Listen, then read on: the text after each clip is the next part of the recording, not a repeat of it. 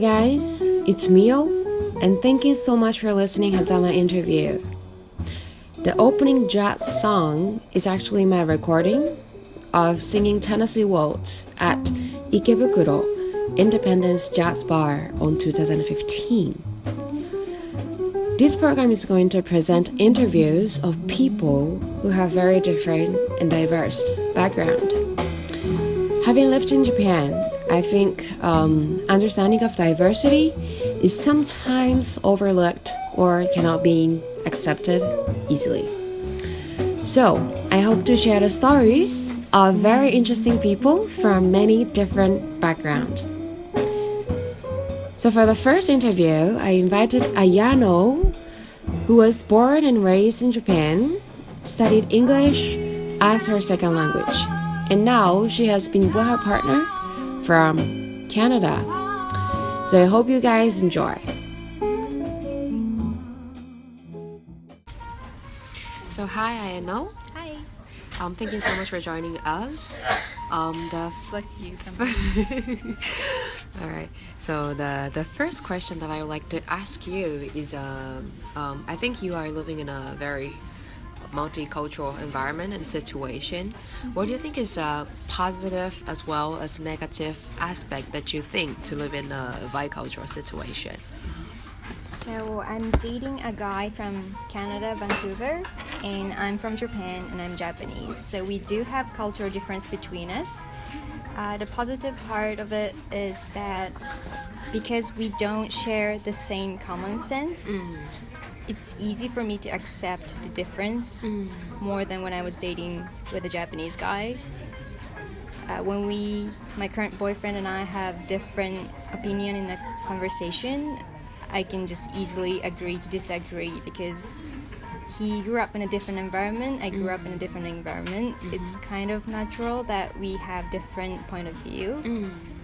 But it was a little bit more difficult to do that with my Japanese ex-boyfriend because I expect the person to know where I grew up, the culture that I grew up in, and I expected him to think in a similar way because we share the same common sense and culture. But do you think that like you guys are okay with that you guys are not really agreeing on the same things? You guys are enjoying about this, or what do you think? Well, sometimes I convince him, sometimes he convinces me as well if we have a solid reason to agree on something. But at least it's good because having a different point of view makes us motivated to discuss on a topic instead of just like, oh, why don't you understand, but more like, okay, so we have different point of view, like where is it coming from, and I can explain that to him, he can explain it to me. Oh, cool. And I get to see the different point that I never came up with before. Yeah. And probably same for him, I hope. So that's a good point. But then the negative part is that when there is something that I don't think it's cool, I can't really say like, why did you do that out of nowhere. I have to ask him first, like, why? Okay, so why did you do this? Or what was your process, like thought of process of like coming up to doing what he's doing. So one time we had a little small fight, and after a while he bought me a flower, which is very sweet. Yeah. But then the flower bouquet that he bought for me was the flower in Japanese culture is like a typical flower for dead people. Okay.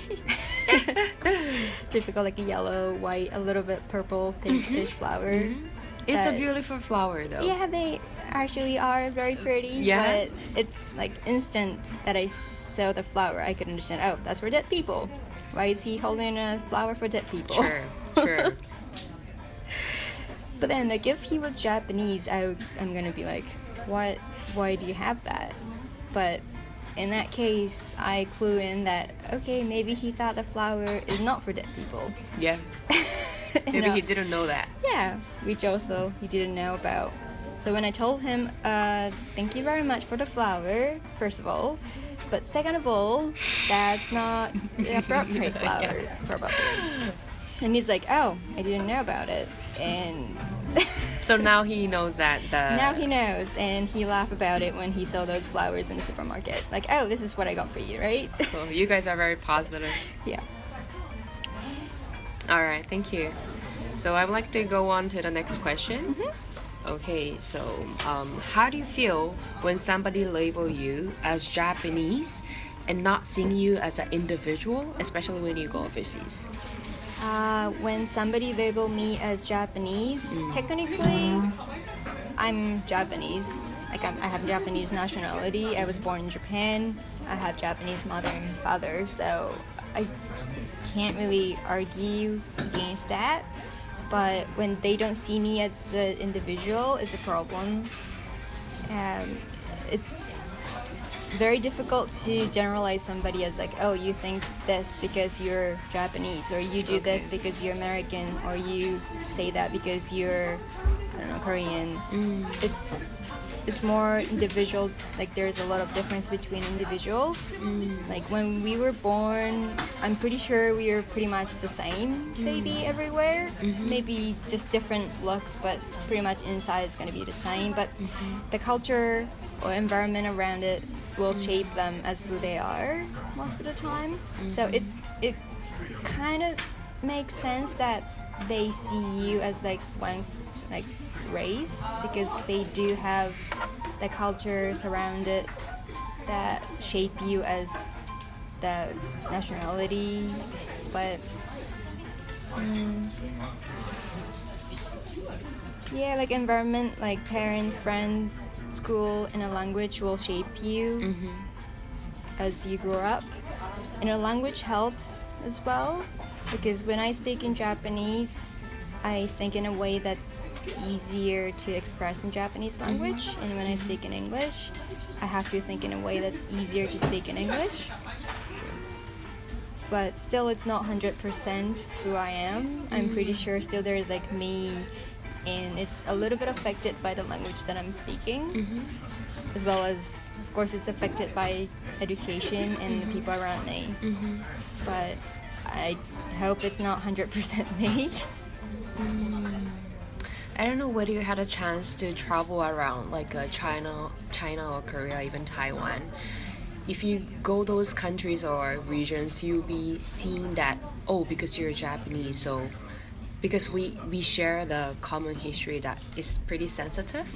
So I don't know. How about in Canada that you didn't have a chance that because you're Japanese, so you are, you know, somebody taught you, oh, because you're Japanese, so you think in that way or this way. Yeah, so about the education, my boyfriend and I had a very, very, very serious conversation over the topic of World War II. And that conversation lasted for 5 hours because we completely had different opinion. And first, we both were very surprised that we thought we understand each other pretty well, but turned out that like I couldn't really get his point at all, and he didn't really understand what I'm even saying. Like, why do you say that? Why do you think it that way? Okay. Like, you're wrong, pretty much. That's pretty straightforward. Well, I really thought he's wrong, and then maybe he thought I'm wrong. But after a lot of researching on our own and discussing, we came to the point where, like, wait a second, this is not what I think. Or this is not what he thinks. It's more like what we learned, what we were taught in school. So it's not the idea that he came up with, more like what he was taught. Yeah. And also my point of view was also something that I thought that way because I was taught. So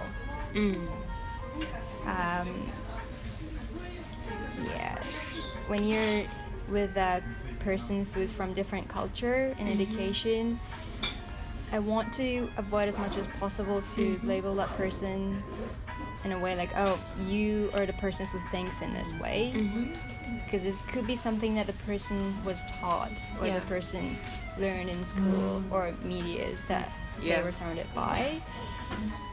and it could be changed when you see more information that you never learned before. Even if it doesn't change, but still it's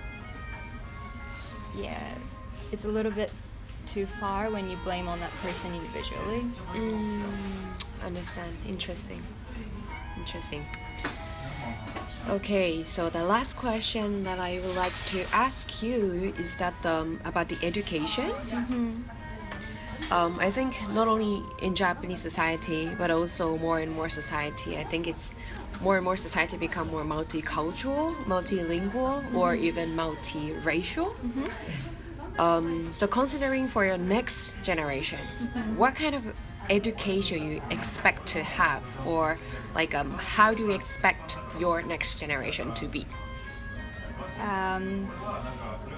The language barrier is getting better, like a lot of school having more like worldwide language education, so I think it's already kind of solved. The biggest, even like a larger problem for me is that Japan is such a unique country that's the island surrounded by the ocean.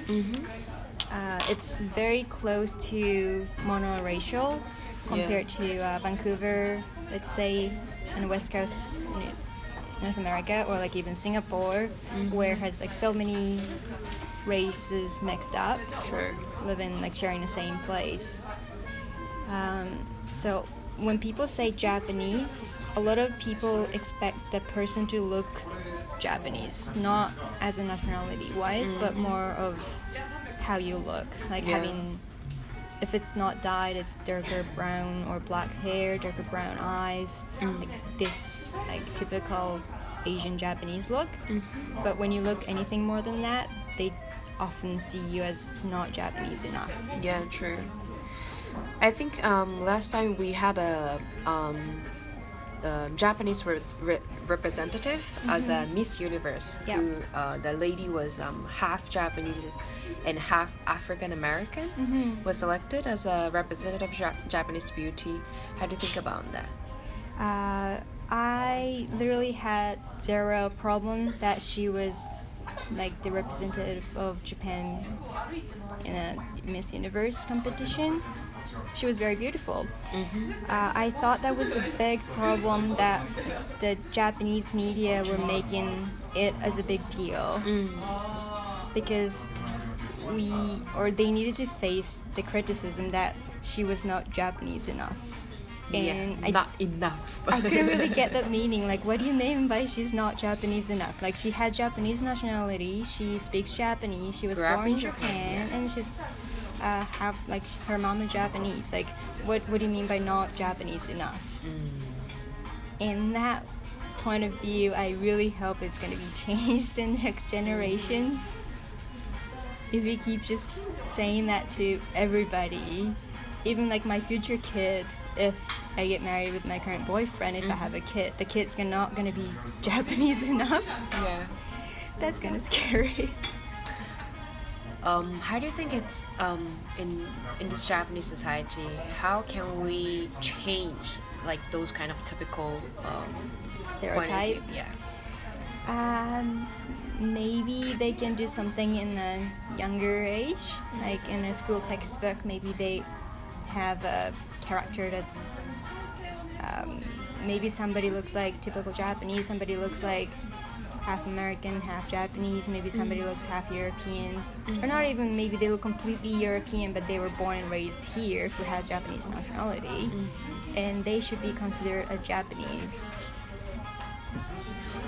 Like, if kids are more exposed to those environment pictures, even in the cartoons that they watch, if they are more situation like that they can see those people, like everybody who is actually Japanese, even when they don't look like typical Japanese look, maybe it makes it easier for them to see them.